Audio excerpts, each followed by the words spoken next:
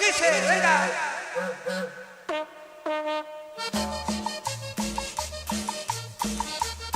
Cumbia Town, página oficial de la cumbia en Chicago, Illinois.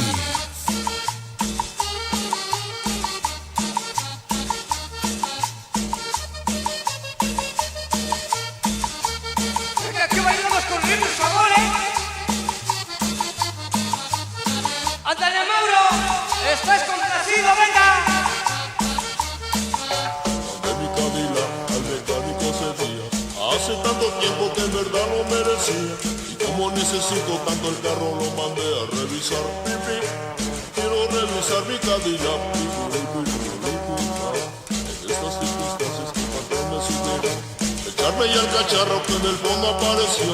Y cuando el Cadillac se reparaba yo usaba su perol. Pipi, esa cafetera lo perol. Voy en la ranquera de mano. El freno frenaba un poco retrasado. Frenaba como un loco hasta cabo de tantito, sí señor. Venga, venga, venga, Daba pena ver aquel perol. Con mi cacharrita a una gran velocidad de 3 millas por hora recorriendo la ciudad. Y cuando yo paraba a mi lado una morena se montó. Eso. La chica se montó. Estamos iniciando, señores.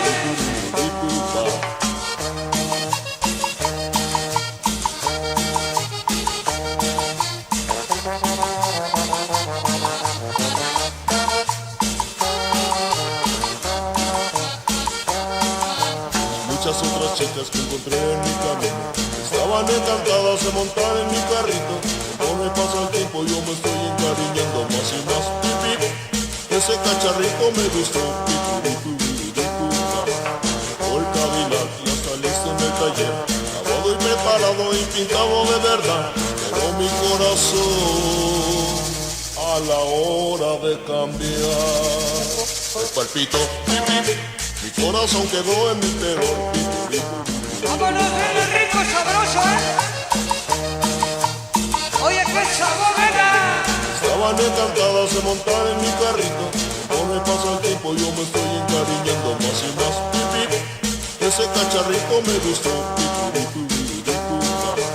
Llegó el Cadillac, ya está listo en el taller, lavado y preparado y pintado de verdad. Pero mi corazón a la hora de cambiar el palpito. Mi corazón quedó en mi perol.